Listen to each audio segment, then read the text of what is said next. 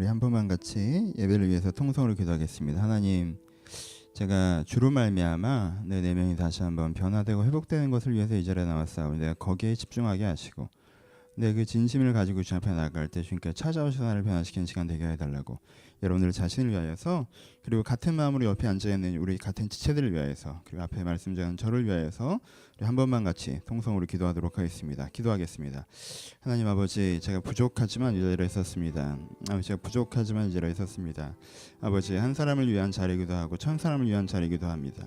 하지만 무엇보다 주님을 위한 자리입니다. 제가 할 수 없는, 아버지, 내가 있을 수 없는 자리에 서 있습니다. 아버지, 주의 은혜가 필요합니다.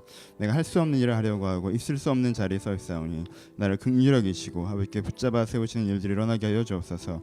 내가 감히 성경에 대해서 전하고자 합니다. 2000년부터 아니 5000년부터 있었던 그 책의 의미가 무엇인지, 그 이면에 있는 하나님께서 어떤 분이신지 내가 사람에게 전하려고 합니다. 아버지, 이 놀라운 일들 가운데 함께 일하셔서, 이 대단한 일들 가운데 함께 일하셔서 하나님께 원하시는 그 일들이 지금 이루어진 내가 쓰임 받을 수 있도록 주여 나를 붙잡아 주었고, 아버지 붙잡아 주었고 사용하여 주옵소서. 아버지 제가 하는 것도 있사오나 무엇보다 주님께 심령을 예비시켜야겠사오니 아버지, 한 사람 한 사람이 주 앞에 예비된 심령들이 되게 하시고, 그런 말미암아 다시 한번 새롭게 주 앞에 설 수 있는 심령들이 되게 하셔서 아버지, 이 시간 각 사람이 다시 한번 새로워지는 시간 될 수 있도록, 아버지 이 시간 헛되지 않는 시간 될 수 있도록 아버지 은혜를 허락하여 주옵소서. 그거 하나를 원합니다. 저 이 시간이 헛되지 않길 바랍니다.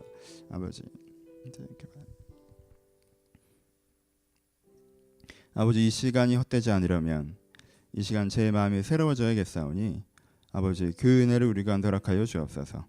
편안한 것도 헛되고 뭔가 깨닫고 가는 것도 헛되고 예배를 통하여서 내가 진정으로 주님을 조금 더 알아 내 심령이 변화되기를 소원합니다. 아버지, 작지만 의미 있는 변화를 이 시간에도 일으키셔서 내가 주님께로 한 걸음 뛰는 시간 될 수 있도록 한 사람 한 사람 축복하여 주옵소서. 이 기대를 가지고 나아갈 때 주님께서 오시기를 기대하며 살아계신 예수님의 이름으로 기도합니다. 아멘.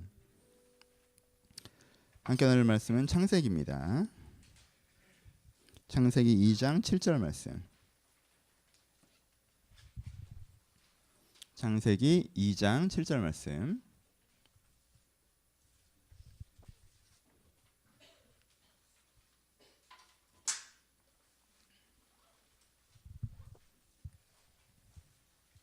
제가 갖고 있는 성경으로는 성경 2페이지네요. 예.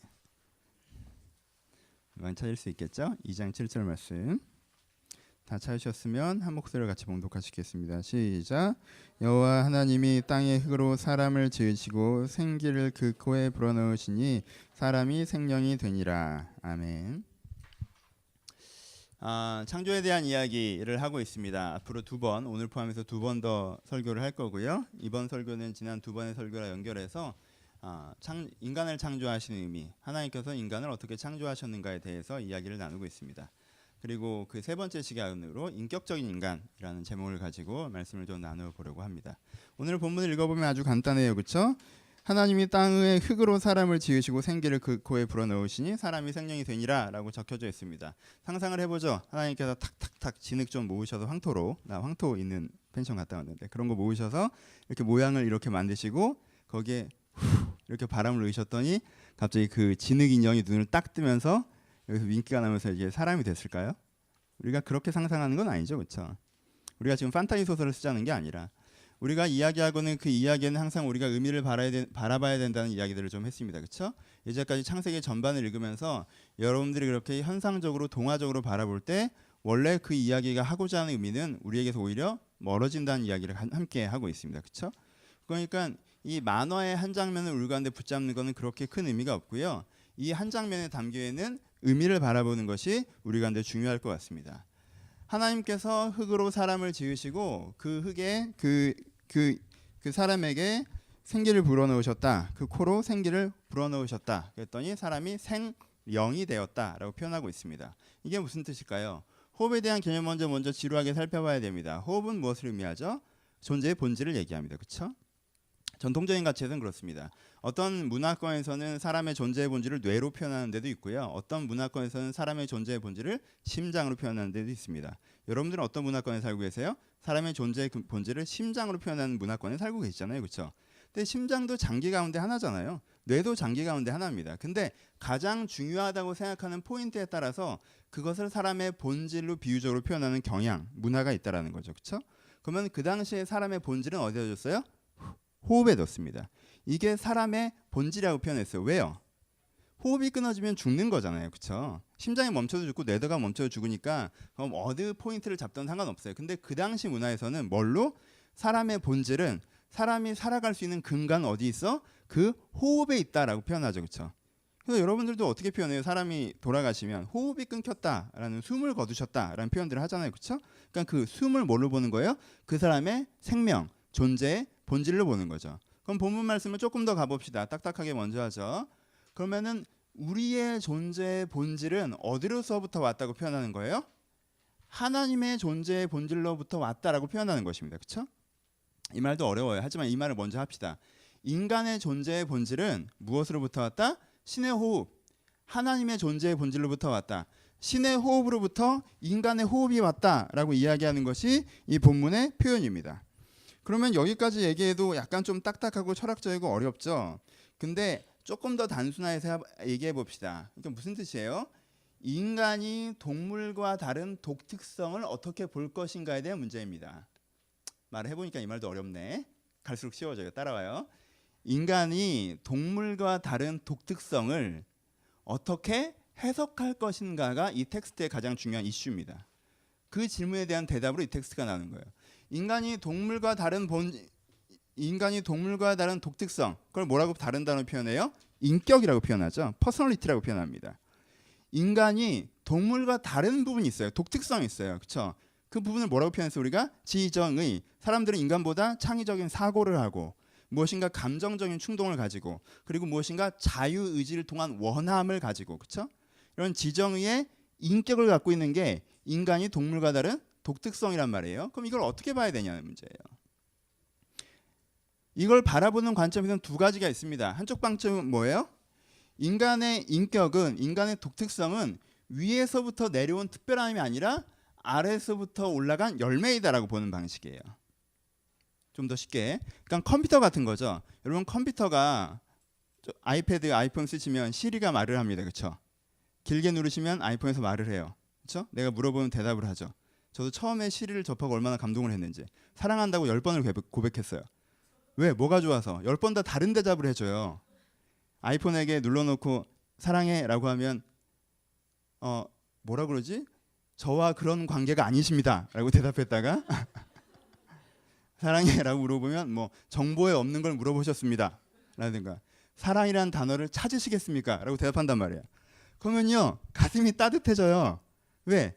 피드백, 대화를 하는 뭘 느껴요? 즐거움을 느끼잖아요. 그럼 아이폰에 생명이 있습니까? 그건 아니죠. 뭐예요? 어떤 공학적인 시스템에 연결되어서 그 정점의 열매로 뭐가 있는 거예요? 컴퓨터, 인공지능 이런 게 존재하는 거란 말이에요. 그렇죠? 이런 식의 개념으로 보는 거죠. 인간의 인격도 어떻다? 인간의 퍼스널리티도 뭐에? 우리라는 DNA와 우리가 갖고 있는 뇌의 화학작용과 인간이 동물처럼 갖고 있는 원래의 본성과 그리고 그 인간이 설정한 시츄에이션, 상황과 이 네 개를 어떠한 퍼센테이지로 버무리느냐에 따라서 독특한 현상들이 각각 나타난다는 거예요. 그렇죠? 그게 인간의 인격이라고 보는 뷰가 있습니다. 그렇죠? 요게 한쪽 뷰가 있고 또 반대쪽 뷰에는 뭐가 있는 거 오늘 성경이 얘기한 뷰에는 반대쪽 뷰에서는 뭐예요? 아니야. 인간은 어떤 내부의 신체적인, 물리적인, 공학적인 어떤 연결고리 속에서 어떤 인격이라는 열매, 꽃이 핀 게 아니라 인간이 어떤 육체의 이런 육체의 멘탈리티를 가지고 육체의 물질적인 걸 갖고 있지만 그 위에 이 물질과는 상관없는 신의 호흡, 영혼이 덧붙여져 있다라고 보는가에 대한 관점의 차이예요. 여기에 대한 선택을 얘기하는 것입니다. 내 인격이라고 하는 것은 그냥 나라는 육체가 만들어낸 독특한 조합물인가? 내가 지금 어떻게 생각하고 어떻게 느끼고 뭘 원하는 게 사실은 분해해 보면 모든 인간이 갖고 있는 얼마간의 욕망과 모든 인간이 설정한 어떤 환경 속에서 리액션과 그리고 내가 부모로부터 받은 DNA가 상호작용하면서 나타나는 특징인가? 엄마가 원래 활동적이어서 나도 활동적이고 엄마도 콸콸해서 나도 콸콸한 거고 그건 뭐예요? DNA고 그리고 요즘 사회가 어려우니까 어떻게든 살아남아 보려고 열심히 사는 거고 그리고 사람은 다 누구나 동물이나 사람이나 편하게 살고 싶어하고 이 세 가지가 그냥 조합된 게 나야 라고 표현하는 관점이 있는 거고요. 그렇죠? 그럼 인격은 뭐예요? 인격은 그냥 하나의 결과물이죠. 하나의 현상이고 인격은 인간의 가장 바깥쪽에 있는 약한 포장지인 거죠. 그렇죠? 본질은 뭐예요? 본질은 DNA이고 본질은 욕망이고 본질은 그 사람의 시츄에이션이 되는 거죠. 그렇게 볼 것이냐 아니면 인간의 인격이라고 하는 건 굉장히 독특한 것이어서 이 육체의 개연성 속에 속해 있지 않는 것이어서 이 인간의 물리적인 육체적 개연성 위에 덧입혀진 우리가 흔히 표현하기에는 영혼으로 볼 것이냐. 이 포인트의 차이입니다. 그래서 여기서 뭐라고 얘기합니까? 하나님이 그에게 그 코에 생기를 불어넣으셔서 사람이 뭐가 되었다? 생령, 영혼이 되었다. 영혼을 갖게 되었다. 다른 표현으로 인간의 인격은 물리적 결과물이 아니라 영혼이다 라는 이야기를 이 텍스트는 하고 있습니다. 이 말도 별로 재미없죠. 왜 이렇게 딱딱한 얘기를 하느냐. 목사님 저 그런 건 상관없어요. 전 그런 복잡한 얘기 생각하고 살아가고 있지 않습니다. 저는 지금 먹고 살기 되게 바쁘고요. 삶도 되게 치열하고요. 스트레스 받는 것도 많고요. 그런 어떠한 어린아이들이나 좋아할 만한 논쟁적인 이슈적인 얘기에 관심 없습니다. 글쎄요. 여러분 이 해석이 삶의 패턴을 가릅니다. 아까 얘기했던 A 코스 해석을 한 사람, 인간의 인격이 결과물이고 포장지라고 생각하는 사람은요. 인생을 어떤 식으로 조절해 가겠습니까? 기분이 안 좋아요. 마음이 불안해요. 어떻게 될지 모르겠어요. 그럼 이 사람한테는 뭘 바꿔야 되는 거예요? 뭘 파악해야 돼요? 인격을 파악하지 않죠. 뭘 파악해요? 내 DNA, 내 욕망, 그리고 내 시츄에이션 이런 걸 파악해야 되는 거죠. 뭘 어떻게 어떤 방향으로 나아가요? 바깥쪽을 바꿔서 안쪽을 바꾸려는 패턴으로 나아갑니다. 그렇죠? 이게 결정적인 차이를 만듭니다. 사람이 바깥쪽을 바꿔서 안쪽을 바꾸려는 패턴으로 나아가냐, 안쪽을 바꿔서 바깥쪽을 바꾸려는 패턴으로 나아가냐. 전자는 어떻게 돼요? 기분이 안 좋네. 왜 안 좋지? 환경적인 이유가 있을 거야. 그렇죠?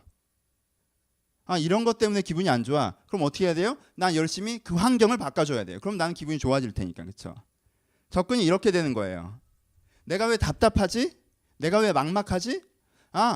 시츄에이션 환경이 그래서 그래. 그러면 그 답답한 상황을 바꿔내면 내 답답함이나 막막함이 사라질 거야 라는 식으로 가는 거죠. 그러니까는 해답이 어디에 있다고 생각하는 거예요? 해답이 상황 속에 있다고 생각하는 거예요. 문제는 어디 있어요? 내면 쪽에 있다고 생각하는 거죠. 내면 쪽의 문제, 상황 속의 해답 이런 식으로 접근해 가는 거죠. 굉장히 어렵게 얘기했어요. 아주 쉽게 얘기하면 아주 쉽게 얘기하면 무슨 얘기를 하는 거예요? 인간이 인격적인 존재, 하나님의 호흡으로 인간이 만들어졌다라고 믿지 않는 패턴은 어떤 패턴이라는 거예요? 행복해지려고 성공하려고 하는 패턴이죠. 내가 열심히 해서 환경이 나아지면 내 내면의 문제가 해결될 거야. 열심히 해서 상황이 좋아지면 내 존재의 문제가 해결될 거야 라는 패턴으로 끌고 가는 거예요. 그렇죠? 왜? 내면은 포장지에 지나지 않아요. 환경을 내가 바꿔낼 수만 있다면 내면 따윈 따라오는 거죠. 그렇죠? 이 패턴이 한쪽에 있는 거예요. 여러분 창조론과 진화론 얘기는 강의 때나 많이 하지 않는 얘기인데 그냥 포인트만 하나 잡고 가면, 그러니까 창조를 믿느냐 진화를 믿느냐 해서 옛날에 진화가 일어났고 진화가 일어나지 않았고 이런 건 전 관심도 없고 알지도 못하고 저는 어떻게 주창하고 싶지 않아요. 전 진화가 맞을 것 같은데 어느 쪽이 더 믿겨요? 하나님 진흙을 비친 다음에 이렇게 부른 거랑 아메바가 내가 된 거랑, 난 아메바가 내가 된 게 훨씬 설득력 있는데 니는 진흙 쪽이 더 설득력 있니? 난 모르겠어요. 어느 쪽이든. 근데요 하나의 포인트, 성경 그런 물리적인 현상에 대해서 얘기하는 게 아닙니다. 지금 옛날에 무슨 일이 있었다는 물리적인 현상을 얘기하자는 게 아니에요. 여러분 이거 종교서적이에요. 지구과학 서적이 아니라고. 고고학 서적도 아니고. 그러니까 지금 성경은 뭘 얘기하자는 거예요? 인간은 너는 어떤 존재인가에 대한 본질에서 얘기하자는 거예요. 그렇죠? 그럼 여러분 교회적 배경이 있으셨던 분들은 진화론 따위는 안 믿는다고 얘기하시고 살아오셨겠죠. 근데 다시 묻습니다. 여러분은 진짜 진화론을 안 믿어요? 환경을 바꿔서 내 인생을 바꿔보고 싶어 하지 않아요? 환경을 바꿔서 내 내면을 바꿔보고 싶어 하지 않아요? 내 내면 따위는 포장지에 지나지 않고 환경만 바뀌면 거기에 리액션만 할 줄 아는 미약한 존재, 방청객 같은 존재가 내 내면이라고 생각하지 않아요? 그렇게 생각한다면 여러분들이 진화론자인 거예요. 왜요? 진화론은 우리의 인간이라고 하는 것은 물리적 형상 그 이상이 아니다라는 인격적 해석에 대한 얘기를 하는 거예요. 인간은 물리적 연결체 이상 아무것도 아니다. 살아있는 것처럼 보이지만 그게 아니다 라고 얘기하는 것들이 진화론이고, 인간은 인격적인 존재여서 내 내부를 바꿀 때 내 인격을 성숙시키고 내면을 변화시키고 내 내적 가치를 더 함양하고 내 내적 가치를 더 성장시키면, 그렇게 성숙한 내가, 성장한 내가 삶의 그런 내 자신을 구현해내는 거죠. 그렇죠? 외면이 내부를 바꾸는 게 아니라 내면이 외부를 바꾸는 거예요. 성공하느냐 하지 않느냐가 중요한 게 아니라, 좋은 환경이냐 좋은 환경이 아니냐가 중요한 게 아니라, 내가 어떤 기치와 가치를 가지고 거기에 대해서 내가 체화됐고 신념을 가지고 풍성한 정서 가운데 그것들을 살아내고 있는 과정이 되면 그 사람은 명확한 자존감과 명확한 행복감이 찾아오는 것. 그것을 뭐라고 하는 거예요? 인간은 인격적인 존재라고 얘기를 하는 거예요. 고민을 하셔야 됩니다. 여러분은 어떤 쪽인지.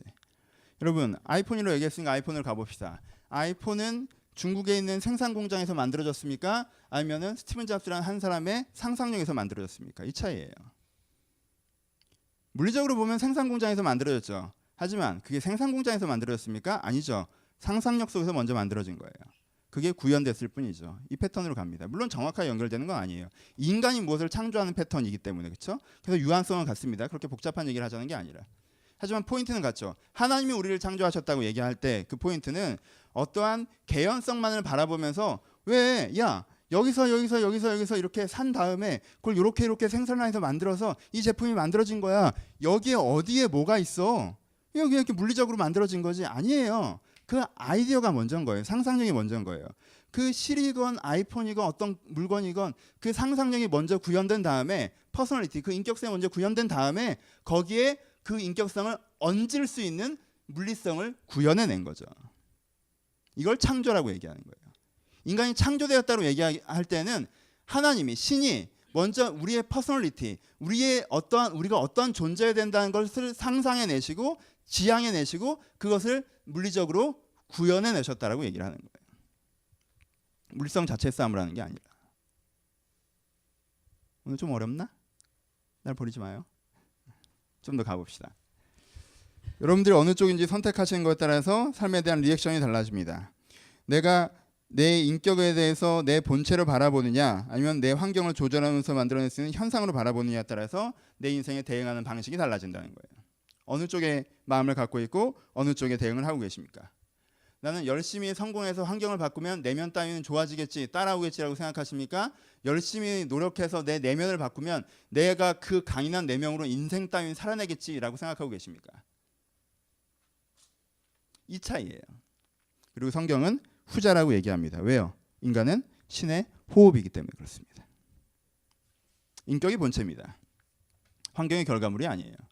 여러분들이 진짜 제대로 된 내적 인격을 구해내시면 그것으로 상황 따위는 신경 쓰지 않고 살아낼 수 있는 거예요. 그리고 그 사람이 더 행복할 겁니다. 여러분, 많은 상황, 시츄에이션이 공급된 사람들 중에요, 그 상황을 자기에게 유익했던 사람은요, 내적 가치가 잡힌 사람들밖에 없습니다. 그렇지 않아요? 결국은 자기에게 주어진 풍요를 자기 어떤 기본 욕망을 위해서 사용했던 사람은요, 허무에 직면합니다. 왜요? 그도 인격을 갖는 존재이기 때문에 물질로 인격을 만족시키지 못하는 결론에 도달해요. 하지만 그걸 가지고 진짜 가치 있는 삶의 기회로 사용했던 사람, 인격적인 방향성을 가졌던 사람만이 나중에 그것들을 더 의미 있는 과정으로 만들어가게 되는 거라는 거예요.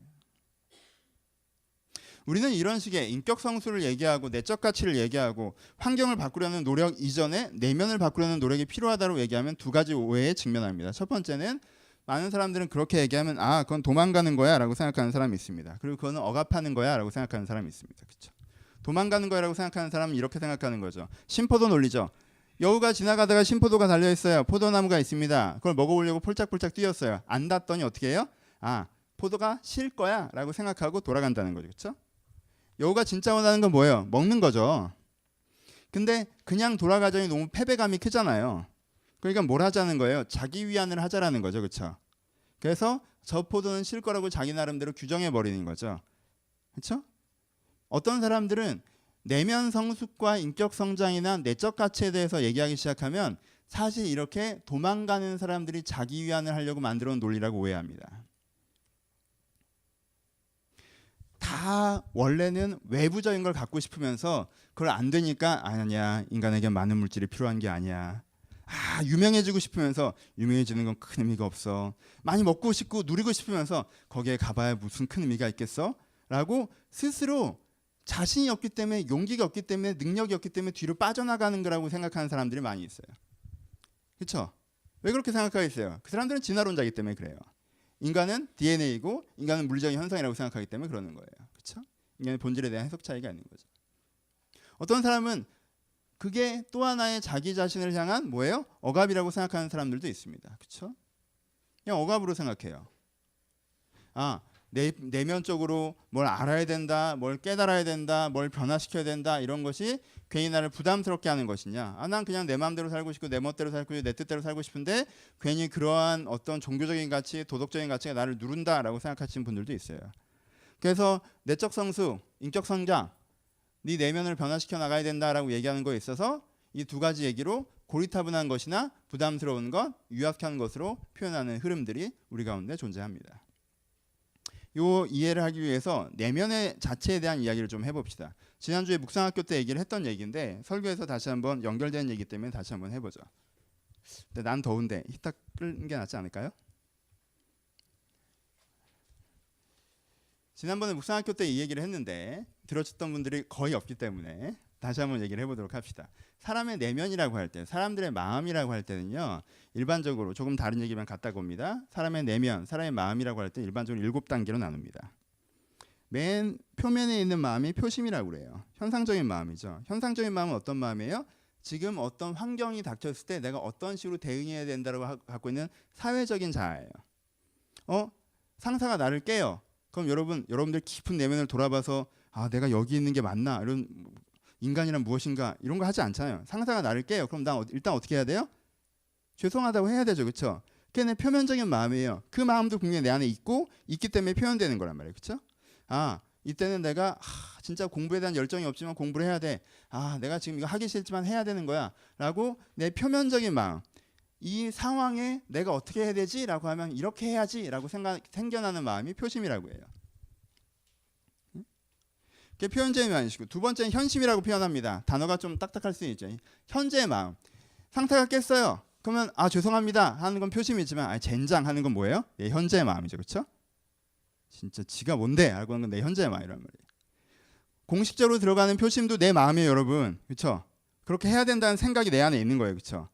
표심이 있다면 그 안에 뭐가 있어요?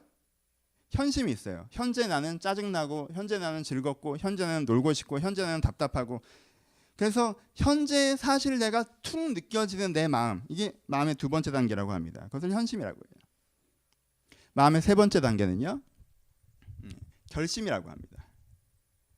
그래도 내가 이렇게 해야지, 그래도 내가 저렇게 해야지, 집에서 가만히 앉아서 생각해보면 내가 어떻게 하는 게 좋으냐, 이렇게 하는 게 좋겠다라고 다이어리에 내 인생의 그래프를 써내고 인생의 계획표를 써내려가는 거, 이런 걸 뭐라고 표현해요? 결심이라고 표현합니다. 결심은요, 표심보다는 깊어요. 그렇죠? 현심보다는 깊습니다. 그냥 죄송하니까 당장 미안하다고 하고 짜증나니까 가서 스트레스 풀고 이렇게만 살아가다 보면 내가 너무 찰랑찰랑 깊이가 없는 사람인 것 같고, 좀 더 깊이 있는 사람이 되야겠다라고 생각할 때 사람들이 첫 번째 도착하는 정착점이 경유장이 어디예요? 결심이죠. 이렇게 하자라고 결심을 합니다. 그렇죠? 네 번째, 그 다음 마음의 층위, 그 아래 단계는 뭐가 있냐면요, 내심이 있습니다. 내심은 뭐냐면 내가 굉장히 오랫동안 내가 쭉 살아오면서 굉장히 오랫동안 내 내면에 축적된 내 삶에 대한 태도를 얘기해요. 그렇죠? 내가 갖고 있는 기본적인 분노라든가, 기본적인 불신이라든가, 기본적인 회의라든가, 기본적인 우울이라든가.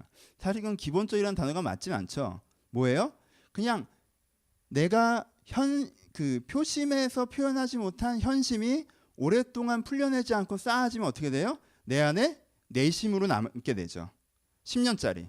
내가 계속 원하지도 않는 걸 하고 살았어. 내가 계속 회사에서 짜증나는데 참고 살았어. 그럼 내 안에 뭐가 있어요? 분노의 덩어리가 있어요. 내가 계속 무시당했어요. 그럼 내 안에 우울이 있단 말이에요. 내가 생각하기에 별로 동기부여되지 않는 일을 수동적으로 따라왔어요. 그럼 내 안에 뭐가 있어요? 냉소가 있죠. 일정한 내 안에 있던 깊게 크게 덩어리 맺은 감정들을 뭐라고 표현해요? 그것을 그 사람의 내심이라고 표현합니다. 근데 뭐가 뭐를 막습니까? 내심이 결심을 막습니다. 그렇죠? 이렇게 해보자 라고 해도 내 뒷덜미를 잡아끄는 게 뭐가 있어요? 내심이 있다는 거예요. 제대로 해야지. 귀찮아. 제대로 해야지. 그래서 뭐 그래도 안 될 것 같은데 그래도 해야지. 나 하고 싶지 않대 사실. 그게 진짜 내 안에 덩어리로 잡아 있는 게 내심이에요. 여기서 봅시다. 다시 한번 위로 올라가 보죠. 분야별로 보면요. 표심을 다루는 걸 뭐라고 해요? 처세술이라고 그럽니다. 그렇죠? 이럴 땐 이렇게 말해. 저럴 땐 저렇게 말해. 라고 하는 걸 처세술이라고 얘기해요. 두 번째, 현심을 다루는 걸 뭐라고 그래요? 스트레스 해소법이라고 그래요. 짜증나지? 그럼 이렇게. 열받지? 그럼 저렇게. 슬프니? 그럼 이렇게. 현심을 다루는 거. 세 번째, 결심을 다루는 거 뭐라고 해요? 자기관리라고 하죠. 그렇죠? 어떤 식으로 네가 해야 되냔 말이야. 이렇게 하는 게 좋아. 저렇게 하는 게 좋아. 이런 건 자기관리라고 해요. 내심을 다루는 게 뭐예요? 심리학이에요. 그렇죠? 네가 오랫동안 겪어온 삶의 내면에서 어떠한 마음을 갖고 있는지라고 하는 게 심리학이에요. 그러니까 내심까지는 개인별로 달라요. 근데 그 다음에 여러분 내심까지도 얕은 마음이고요. 그 다음에 다섯 번째로 가시면요. 그 사람 가운데 갖고 있는 양심이란 게 나타납니다. 이건 인간 보편을 갖고 있는 거예요. 내심까지 가서 내 개인사로 생각하면 분노가 많고 환경적으로 생각하면 억압이 많아서 그래 난 이런 식으로 사는 게 내가 가장 원하는 거야 라고 할 때 그 사람에게 뭔가 브레이크를 걸거나 열정을 주는 거야. 야 그래도 이렇게 살면 안 되지 않냐 사람이. 그래도 나는 제대로 이건 이렇게 해야 될 것 같은데 양심상. 여러분 마음 가운데 양심이 있습니다. 양심은요 외부에 생겨 있는 규율이 아니에요. 여러분들 내부에서 있는 마음입니다. 그렇죠? 사람이 이래도 이렇게 해야 될 것 같고 사람이 이래도 저렇게 해야 될 것 같다고 하거든 내 속에 담재되어 있는 거예요. 인간 내면에. 그게 인간의 다섯 번째 마음입니다. 양심을 다루는 게 뭐예요? 도덕입니다. 그렇죠? 여러분 도덕을 되게 우습게 보시는데요. 도덕 대단한 겁니다. 덕과 길을 얘기하는 건 굉장히 의미가 있는 거예요. 그래서 도덕은 뭘 달아요? 야 이렇게 해야 돼. 안 그럼 너를 혼낼 거야 라고 얘기하는 건 도덕이 아니에요. 규율이죠. 그렇죠? 그럼 뭐가 도덕이에요? 내 안의 양심은 나에게 뭐라고 말하고 있는지를 정리해 준 게 도덕이에요. 그럼 도덕책을 읽으면서 뭘 느끼셔야 돼요? 사실 그래. 내 안에도 이런 마음이 있지 라는 걸 느끼시라고 도덕책이 쓰여져 있는 거예요. 그렇죠?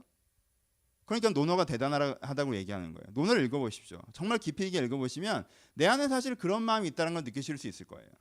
그 마음을 기술해 주는 거예요. 심리학보다 깊습니다.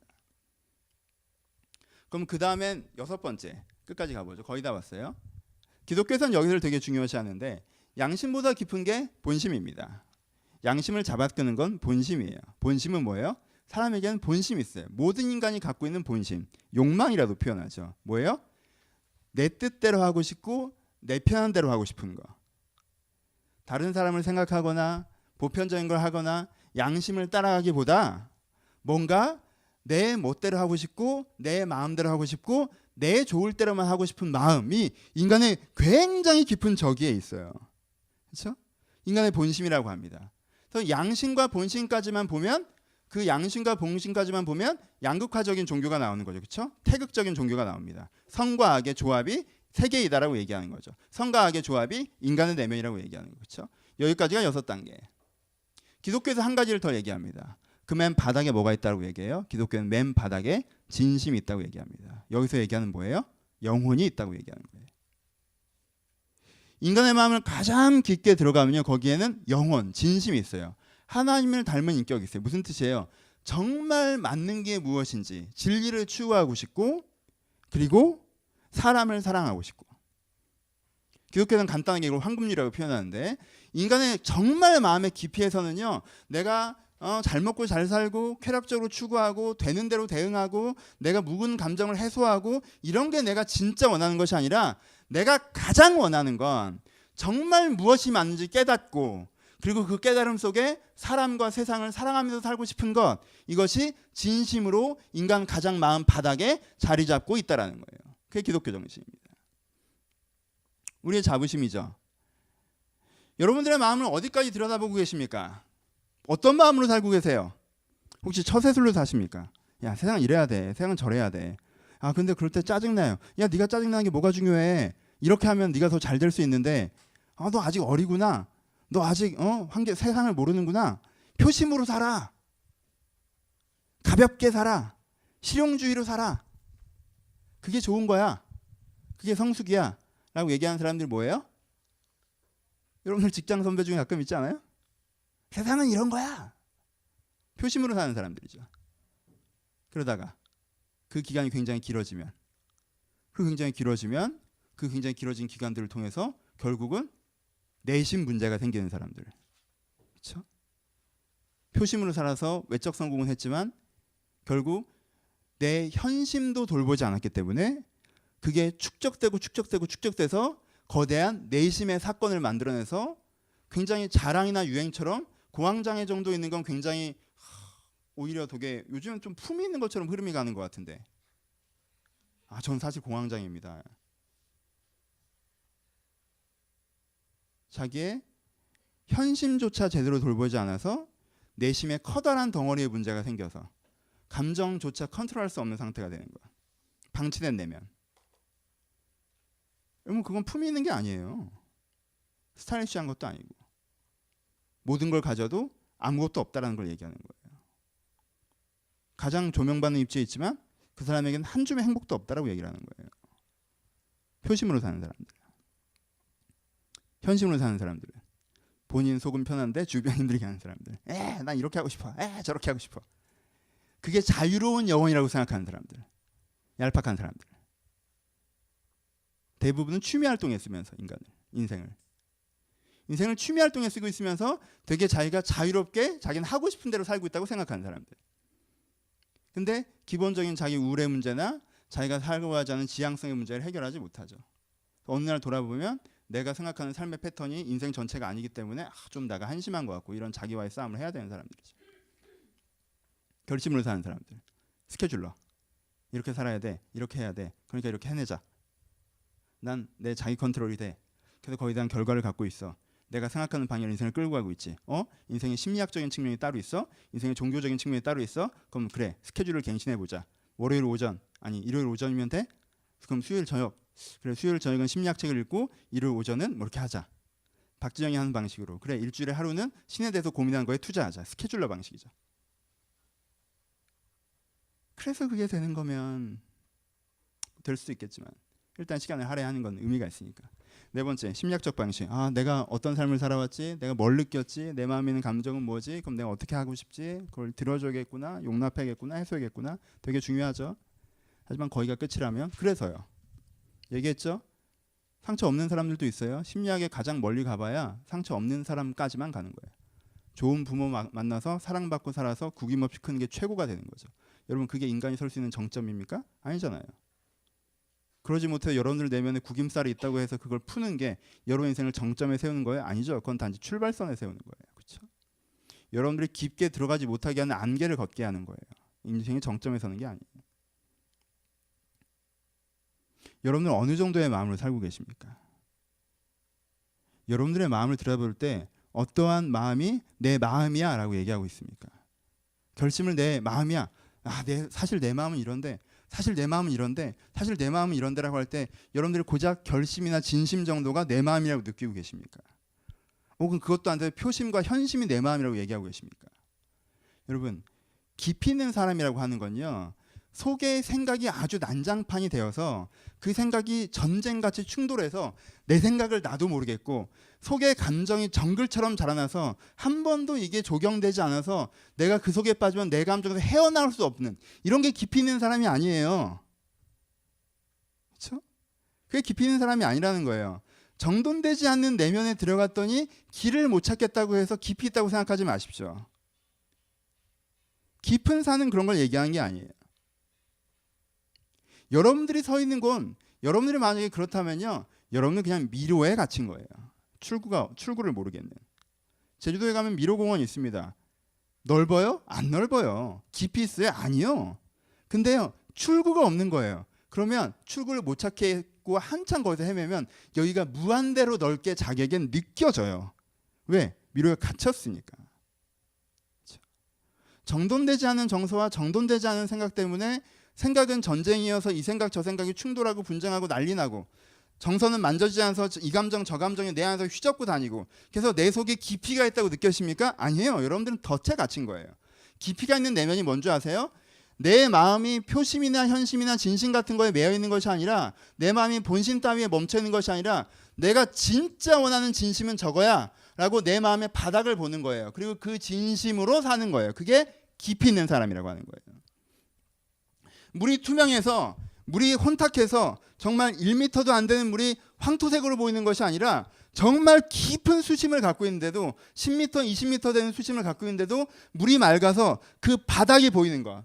그 바닥이 보일 때 보이고 보이긴 하는데 그 깊은 물이 주는 아름다움과 중압감, 이것을 깊이 있는 사람이라고 하는 거예요. 속이 정돈되지 않아서 얘랑 얘기하면 계속 네버엔딩 스토리고 끝나지 않는 얘기이고 꼬리에 꼬리를 무는 이야기를 이어가는 게 깊이 있는 게 아니라, 저 사람의 내면이 훤히 들여다 보이는데 그 훤한 내면이 정말 저 마음의 바닥에, 내가 감정적으로 상한 일도 있고 환경적으로 엇갈리는 일도 있고 결심은 이렇게 해야 되는 것도 아니고 있고 이런 본성도 있을 텐데, 그런 거에 휘둘리지 않고 혼탁해지지 않고 그래도 내가 정말 원하는 건 진리의 삶을 사는 거고 사랑의 삶을 사는 거야. 난 자기 진심을 붙잡고 있을 줄 아는 사람, 그 진심으로 사는 사람, 이런 사람을 우리가 깊이 있는 사람이라고 하는 거예요. 그리고 우리가 이걸 인격적인 성숙이라고 얘기하는 것입니다. 오케이?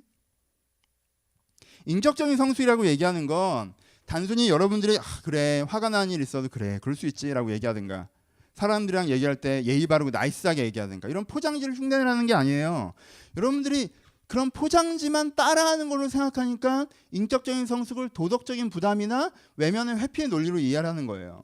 진짜 인격적인 성숙은 내가 내 마음의 이 깊이의 혼탁함을 점점 정화해 나가서 내 마음의 바닥으로 인생 전체를 살 수 있게 만드는 거예요. 그렇죠? 그럼 이게 여러분 유약합니까? 아니죠. 이것 같은 강인함이 없습니다. 환경을 바꿔서 내 마음을 좀 좋게 하는 거요? 여러분 그런 유약함이 어디 있어요? 좋은 집 살아서 마음 편하게 해주는 게 내가 나에게 할 수 있는 가장 큰 배려인 것 같은 유약함이 어디 있습니까? 진짜 강인한 거는요, 환경이 어떠하든지 내가 믿는 가치로 내 인생을 살아내는 게 강인한 거예요. 그래서 그 환경을 바꿔내는 게 강인한 거예요. 나에게 편하고 좋게 바꿔내는 게 아니라 나와 세상에 의미 있게 바꿔내는 게 강인한 거예요. 깊이 있는 사람은 도망가는 사람이 아닙니다. 내면을 얘기하는 사람은 도망가는 사람이 아니에요. 내면을 얘기하는 사람들은요, 말도 안 되는 부담을 자기에게 지는 사람이 아니에요. 내면을 얘기하는 사람은요, 일정한 도덕률에 얽물어 있는 사람이 아니에요. 내면을 얘기하는 사람이 진짜 자유로운 사람이에요. 마음대로 살아보세요. 마음대로 살아보려고 하십시오. 근데요, 내 마음을 알아요? 내 마음을 모르니까 마음대로 살으라고 한 달의 공백을 줘도요, 여러분들은요, 할 수 있는 게 없습니다. 행복하지도 않을 거고요. 안정감도 없을 거예요. 존재감도 확보되지 않습니다. 어찌할 바를 몰라 할걸요.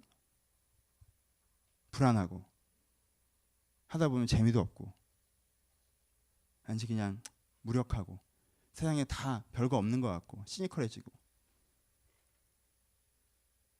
왜 그래요?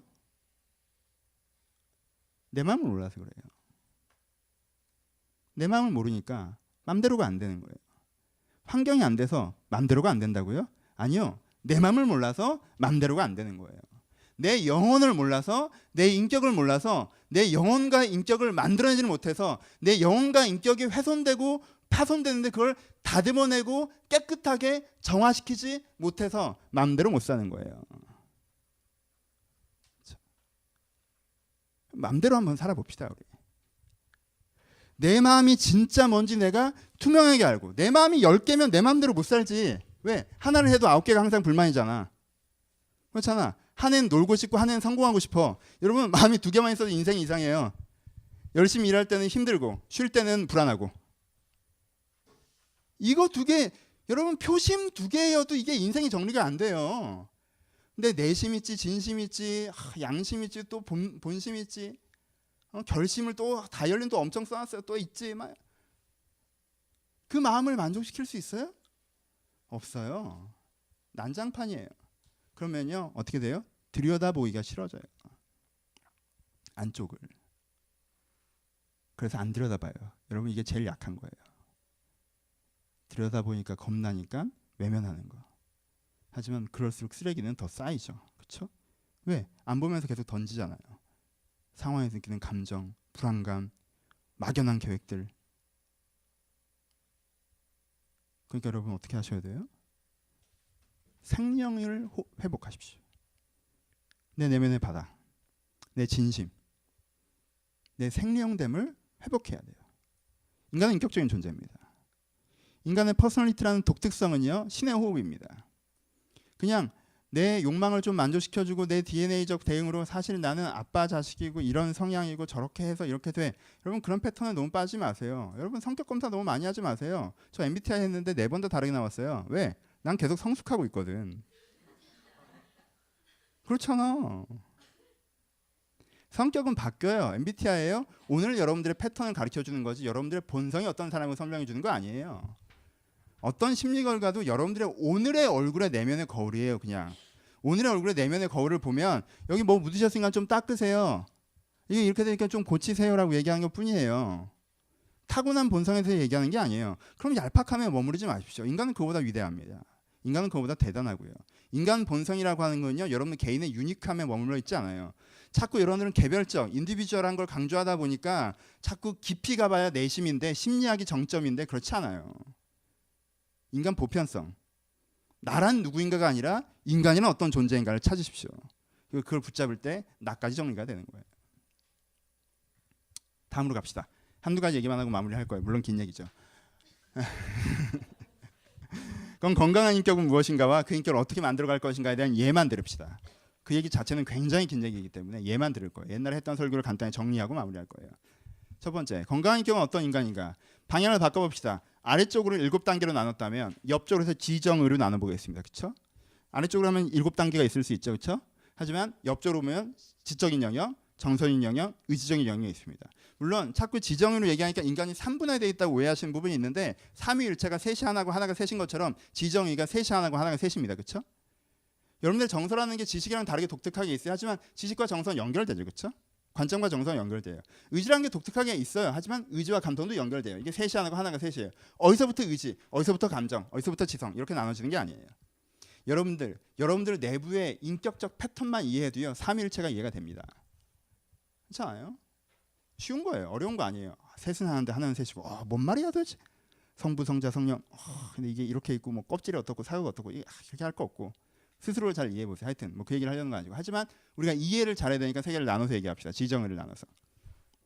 첫 번째, 어떤 지식에 대해서 얘기해요? 오늘 창세기적으로 표현하면 건강한 지식, 진심의 지식인 진심의 지성은 어떤 지성을 얘기해요? 창세기에 대해 얘기하는 건 선악과의 지성을 얘기합니다. 그렇죠? 이제까지 했던 이전 설교, 그전 설교를 기억하셔야 돼요. 이 얘기를 많이 하진 않았어요. 다음에 얘기할 수 있을 기회가 있는지 모르겠지만 선악과가 뭐라고 했어요? 강의 때 들으셨죠? 선, 악은 뭐예요? 여기서부터 선, 여기서부터 선, 악. 이건 정보의 문제예요? 아니죠. 기준의 문제죠. 기준 문제예요. 저는 주일 설교 때 양복을 안 입습니다. 이건 선이에요? 악이에요? 나무의 숨 교회에서는 악이 아니에요. 그렇죠? 대부분 다른 교회에서는 악이에요. 그렇죠? 그렇죠? 이건 정보의 문제가 아니에요. 기준의 문제예요. 그렇죠? 무엇을 선과 악이라고 얘기할 땐 뭐에 대한 거예요? 기준에 대한 문제예요. 그러니까 기준을 어디에다 두는가라는 거 얘기했어요. 그렇죠? 그럼 선악과라는 게 뭐예요? 진짜 나무에서 따먹으면 신비의 열매가 더 눈에 광선이 나고 이런 거예요? 하나님처럼 되고? 아니라고 얘기했죠. 기준의 나무라고 표현했어요. 다른 표현으로 기준이라고 얘기한 거예요. 그렇죠? 그럼 뭐예요? 선악과는 뭐예요? 이곳은 하나님이 기준이다라고 얘기하는 것이라고 했어요. 그렇죠? 그러니까는 여러분 기준의 선악과의 지성이라는 말의 뜻은 뭐예요? 아담이라는 인간은 어떤 인간이었어요? 첫 번째, 아담의 지성은 어떤 지성이었어요? 명확한 진리를 기준으로 갖고 있는 지성이었어요. 그렇죠? 그게 여러분들이 생각하기에 가장 왕성된 형태의 내 인격의 모습 중에 하나입니다. 명확한 기준, 그러니까 진리의 기준을 내 인생의 기준으로 갖고 있는 상태. 여러분 지성은 정보량의 축적이 아닙니다. 지성을 쌓는다고 하면 정보량을 축적한다고 생각하시는 분들이 많아요. 그리고 책을 많이 읽어야 된다고 자꾸 얘기하시는 분이 많아요. 그리고 목사님은 책을 많이 읽으셨을 거라고 얘기하는 분들이 많아요. 여러분 저 책 많이 안 읽었어요. 그냥 타고난 거예요. 얘기하잖아요. 많이 읽는다고 이렇게 되는 게 아니에요. 많이 읽는다고 되는 게 아니에요. 그럼 어떻게 하면 돼요? 타고난 거예요? 아니죠. 뭐예요? 기준이 선명해지는 거예요. 여러분 기준이 선명하지 않은 채로 다독을 해보십시오. 그래봐야 여러분들 어디 한계에서 읽어요? 여러분이 갖고 있는 생각의 한계에서 읽어요. 그렇죠? 얘는 뭔 말인지 모르겠네. 얘는 재미있다. 얘는 동의가 되네. 얘는 동의가 안 돼. 그 사람이 아무리 많이 읽어도 뭐가 나아지죠? 아무것도 나아지지 않아요. 그냥 자기 복제잖아요. 어려운 건 무시하고 원래 좋아하던 건 좋아하고 원래 자기가 별로 불편해하던 건 불편해하고 그냥 자기가 자기 자신을 보고 던지는 거예요. 그럼 거울 효과의 독서로는 그 사람의 지성은 전혀 성장하지 않습니다. 말빨만 성장하죠. 단어량이 늘고요. 자기를 표현하는 논리만 향상됩니다. 그건 지성의 성장이라고 얘기하는 게 아니에요. 지성의 성장은 기준의 명확함이에요. 그리고 기준의 명확함이 아집이나 편견이 아니라 진리에 가까운 걸 얘기하는 거예요. 그걸 지성의 성장이라고 얘기합니다. 배우려는 자세가 없는 다독은요, 인간에게 해롭습니다. 왜요? 거만해지거든요. 자기가 원래 갖고 있었던 지식에 액세서리만 가득 채워놓고는요, 디펜스하는 거죠. 여러분 성숙하고 싶으십니까? 여러분들이 지금 갖고 있는 지식의 기준이, 진리의 기준이 뭔지 스스로에게 물어보시죠. 이건 정말 맞다고 생각하는 거. 그리고 그걸 가지고 하나님께 접근해가는 것입니다. 하나님은 뭘 맞다고 얘기하시는가?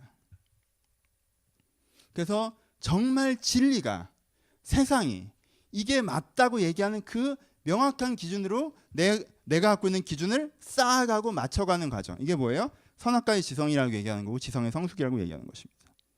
진리의 내면을 닮아가는 것이라고 얘기하고요. 여러분 자기의 진리의 내면을 바라보는 게 꼭 가만히 앉아서 그래 내가 진짜 원하는 건 무엇인지 들여다보자라고 하고 자기 내 마음속만 들여다보는 게 아니에요. 그렇죠? 그렇게 되는 게 아닙니다. 여러분들이 태어날 때부터 타고났던 그것은요. 여러분들 원석처럼 박혀있기 때문에 여러분들 다듬으셔야 됩니다. 그러니까요. 많이 읽지 않으셔도 돼요. 하지만요. 고민하면서 하십시오.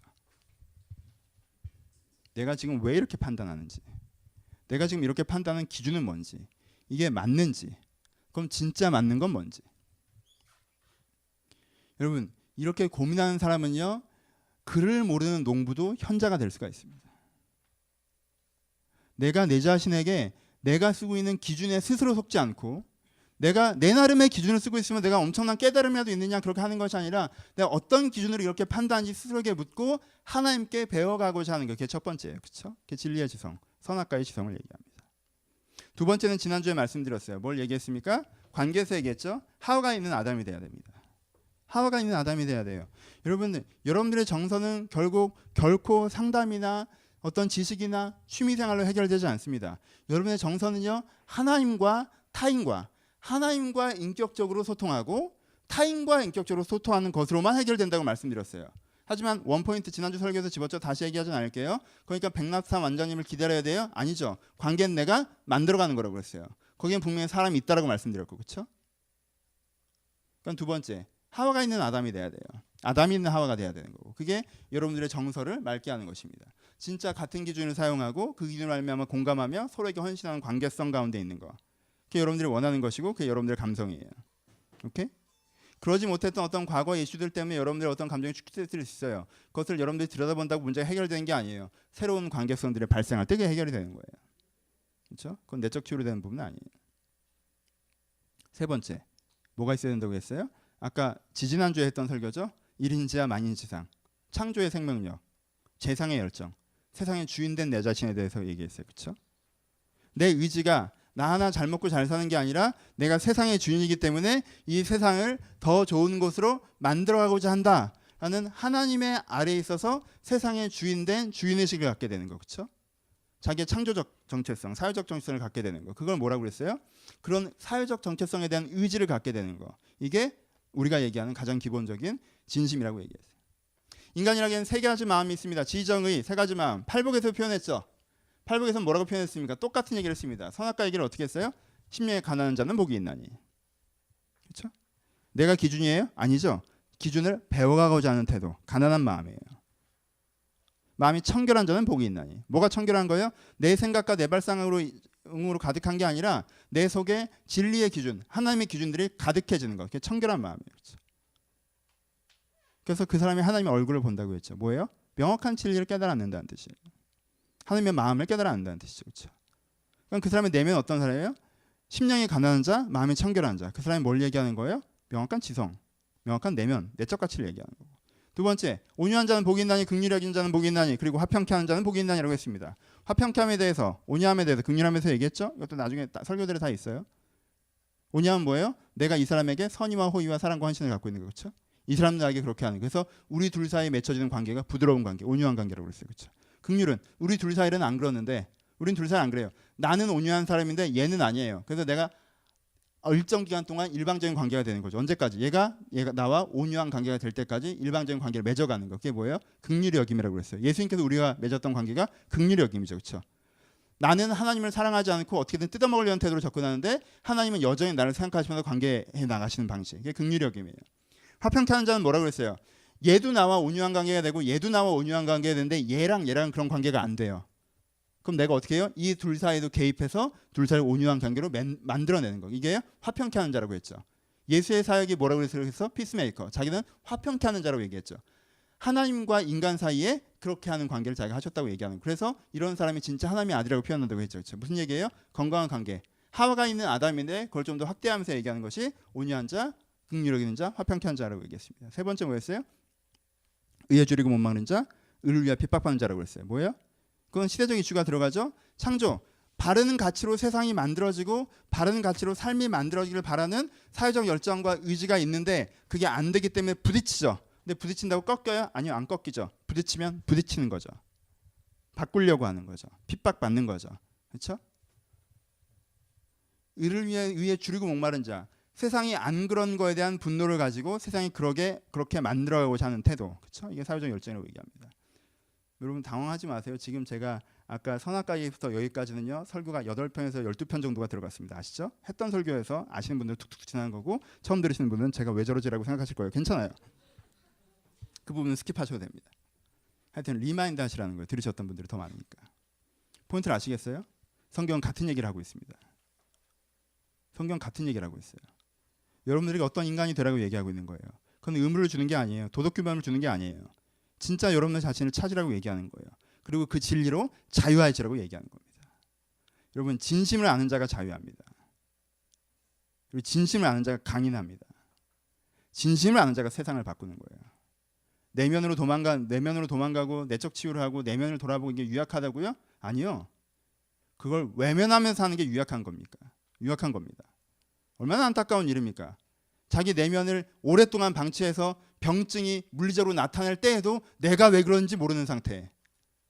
여러분 이런 나약함이 어디 있습니까? 조금 더 먼저 알았어야죠. 자기 내면을 들여다봤어야죠. 조절했어야죠. 만들어 갔어야죠. 그럴 수 있습니다. 결론을 갑시다. 그래서 여러분들에게 필요한 건 내적 추구입니다. 하나님께서 천지를 창조하셨고 여러분들을 창조하셨다고 믿으십니까? 하나님이 생기로 여러분들의 코에 생기를 불어넣으셨다고 믿으십니까? 은유적인 그 의미를 진짜 알고 믿으시겠습니까? 하나님께서 내 인생에, 내 내면에, 내 존재에 생기를 불어넣었다는 믿는다는 건 내 인격적인 존재라는 걸 믿는 거예요. 여러분들이 느끼건 느끼지 않건 그건 여러분 속에 담겨 있습니다. 이미. 그렇죠? 근데 잊어버리고 살아왔기 때문에 방치하고 살아왔기 때문에 제대로 배운 적이 없기 때문에 내 속에 그게 진짜 있는지도 내 안에 진심이라는 게 존재하는지도 잘 모르시겠죠.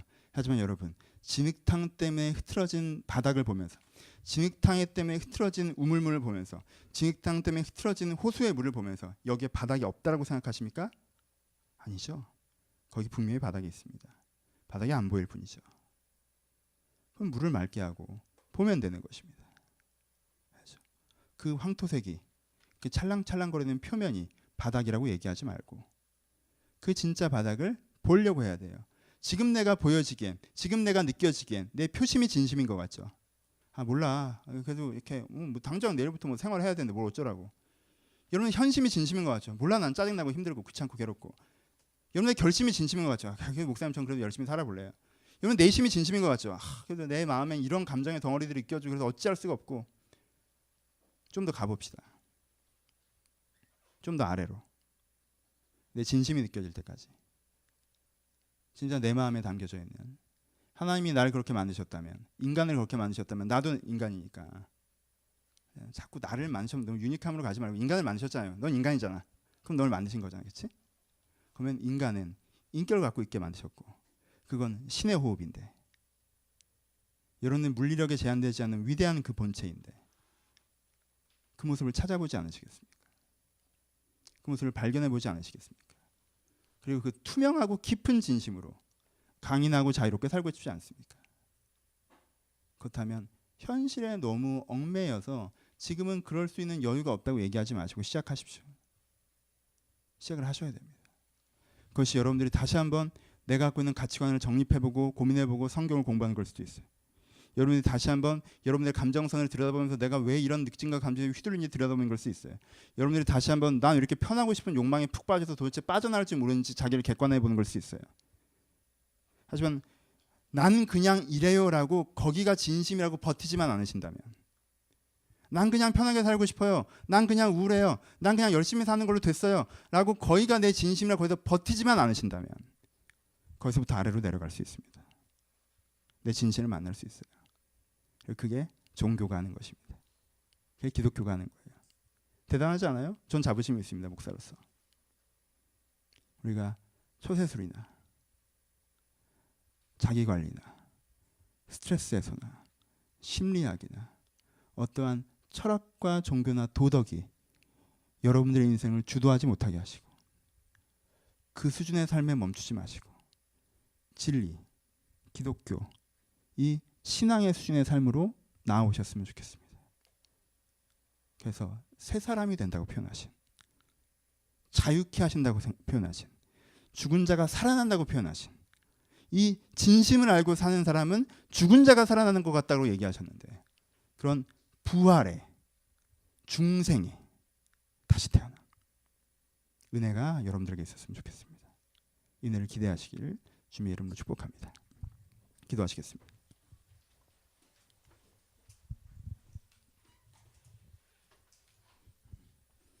여러분들이 딱 보이시면 바닥이 보입니다. 어디가 여러분들의 지금 생각하는 진심입니까? 딱 보세요. 바빠서 그럴 생각할 여유가 없어요? 아, 표심입니다. 여러분만 독특한 존재라고 생각하지 마세요. 여러분 보편성 속에 있습니다. 그냥 요즘에 힘들고 짜증나서 다른 생각할 여유가 없어요? 아, 그래요. 현심이네요. 난 요즘에 계획을 세우고 그걸 추진하느라 바쁘세요? 그거 갖고 자부심 있으십니까? 난 마음에 어떤 감정의 덩어리들이 있어요. 그걸 어떻게 해결할 수가 없어요? 우리 좀 더 깊이 들어갑시다. 내가 마음이 서 있는 위치가 어디 있는지 보시고, 거기서 멈춰 있으니까 내 인생에 다시 없이 흔들린다는 걸 좀 아시고, 지금 내가 여기서 좀 더 깊게 들어가게 하여 주옵소서. 내가 내 진심을 알게 하시고, 내 진심을 보게 하시고, 내 진심을 배우게 하시고, 내 진심을 깨닫게 하시고, 내 진심을 살아나게 하셔서 주여 내가 진리로 자유해지는, 내 진심으로 살아가는 깊이 있는 사람 되게 하여 달라고 들여다보시고 고백하시면서 10여 분 정도 자유롭게 기도하도록 하겠습니다. 기도하겠습니다.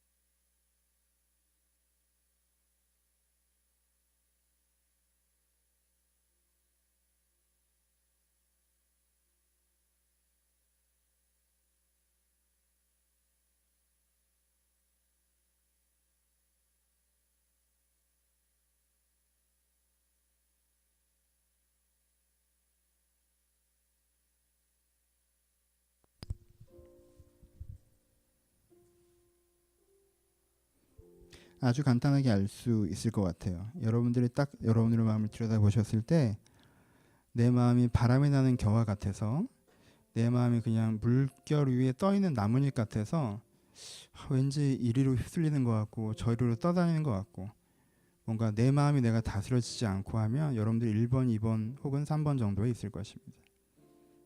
사람이 4번만 가도 5번만 가도 그거보다는 조금 더 안정감이 있어요. 내 마음이 나무이긴 한데, 뿌리 내린 나무이긴 한데 조금 어려운 일이 오면 흔들리고 힘든 일이 오면 꺾여지고, 내가 상황들이 바뀌어지면 내가 거기서 내가 뽑혀버리는 것 같은 느낌이 드신다면 글쎄요, 여러분들 하면 4번, 5번 정도인 것 같아요. 근데 성경에서는 이렇게 이야기합니다. 뿌리 깊은 나무, 아기는 바람에 나와는 겨와 같을 것이나 이 물가에 심기운 나무는 사시사철 시절을 쫓아 과실을 맺으며 그 잎사귀가 마르지 아니하실 것이라고 얘기합니다. 이게 무슨 얘기를 하는지 이미지가 잡히지 않으십니까? 진심, 뿌리 깊은 물가에 심기운, 여러분들이 진리에 여러분들의 내면이 닿아 있을 때, 여러분들의 진심에 여러분들이 닿아 있을 때 어디에도 흔들리지 않으실 거예요. 여러분들이 원하는 건 그거예요. 그리고 하나님께서 그렇게 하실 수 있습니다. 한 번만 통성으로 기도할 때, 주여, 내가 바람에 나는 겨와 같은 내면으로 살고 싶지 않고 얕은 뿌리에 바람마다 꺾이는 작은 나무로 살고 싶지 않고, 내가 물가에 심기는 나무처럼 시절을 쫓아 과실을 맺으며 마르지 아니하는 나무가 되기를 꿈꾸오니 주여, 나를 만나주시고 내게 깊이 있는 은혜를 달라고 한 번만 주를 찾으시면서, 하나님, 정말 주님께서 나를 복 있는 사람, 하나님을 찾는 사람, 여호와를 찾는 사람, 이런 사람이 그렇게 되신다고 하셨는데, 내가 주를 찾겠사오니 주여, 내가 시냇가에 심긴 나무 같게 하여 주옵소서. 바람에 나는 겨가 되지 않게 하여 주옵소서. 한 번만 통성으로 기도하고 제가 축도하며 예배를 마치겠습니다. 기도하시겠습니다. 하나님께서 우리 가운데 함께 하셔서 진정으로 아버지 시냇가에 심기운 나무가 되길 바랍니다. 아버지, 바람을 버티는 것보다 바람을 타고 가버리고 싶을 때가 많이 있습니다. 주님, 아버지, 바람을 견디는 것보다 이 바람에 내 몸을 맡겨버리는 게 나을 때가 많이 있습니다. 아버지, 하지만 그렇게 타버렸을 때 정말 내가 내 마음을 어디로 가져가야 될지 모르는 아버지, 그런 슬픔 가운데 있게 되는 것을 저희가 기억하게 하시고, 내가 다시 한번 바람이 강할수록 더 깊게 주님께 뿌리 내리는 자들이 되게 하여 주옵소서. 내가 바람이 강할수록 더 깊게 주님께 뿌리 내리우며 주님을 앙망하는 자들이 되게 하여 주옵소서. 그럴 때 주님께서 독수리와 날개치며 올라감 같이 이들을 다시 한번 붙잡으시고 하나님의 사람으로, 하나님의 마음으로 살아가는 사람들로 만들어 주옵소서. 내 인격의 날, 내 인격적인 날, 주님을 인격자가 만났다고 표현한 그날, 사실 내가 내 마음의 바닥을 받으며 내 진심을 받습니다. 하나님, 내 진심을 받습니다. 주님, 아버지, 이들이 진심을 보게 하시고, 주님 아버지, 그 진심을 보게 하시고 다시 한번 찾을 수 있도록 인도하여 주옵소서. 아버지, 제가 돌아보면 제가 가장 은혜 받았다고 얘기한 날, 하나님을 인격적으로 만났다고 얘기한 날, 내가 주님을 본 것이기도 하지만 나를 봤습니다. 주님, 내 진심을 봤습니다. 죄로 살고 싶지 않고 아무것도 못할 거라고 포기하고 싶지 않고, 내가 정말 하나님의 사람으로 하나님의 뜻대로 살아갈 수 있다라는 내 진심을, 그것을 진정 원한다는 내 진심을 봤던 것을 내가 기억합니다. 주님, 이것이 내 인생의 한두 번의 경험이 아니라 내 인생의 일상의 체험이 되게 하여 주옵소서. 주여, 이들을 만나 주심을 말미암아 이들의 자기의 진심을 보게 하여 주옵소서. 하나님을 말미암아 내 본 모습을 보게 하시고 내 본 모습이 살아나는 것을 보게 하셔서 내 마음에 다른 어떤 마음이 나를 휘감아 갖고 끌고 가는 것이 아니라 내 진심이 나를 지키고 하나님께 주시는 그 성령의 마음이 나를 지키며 나를 변화시켜 갈 수 있도록 주님께서 축복하여 주옵소서. 아버지, 바람이 강한 날은 바람을 견디기보다 바람을 타고 싶습니다. 그냥 놔버리면 편하게 느껴질 때도 있습니다. 아버지, 하지만 저희가 바람이 많이 부는 날, 또 뿌리를 깊게 내리우는 나무가 되게 하여 주옵소서. 내가 그것을 타고 올라가 버렸을 때, 그 바람 멈췄을 때 쓰레기처럼 뒹굴 수 있다는 것을 두려워하게 하시고, 내가 주님께 뿌리 내려서 주의 나무로 건강하게 설 수 있도록 아버지, 이 내면을, 진리를, 가치를 붙잡아가는 일에 게으르지 않도록 한 사람 한 사람의 인생을 주님께서 축복하여 주옵소서.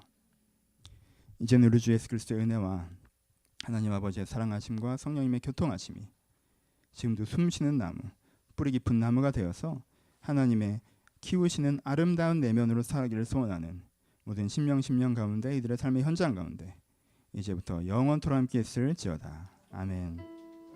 아버지 진심으로 축복합니다. 주님께서 잘하십니다.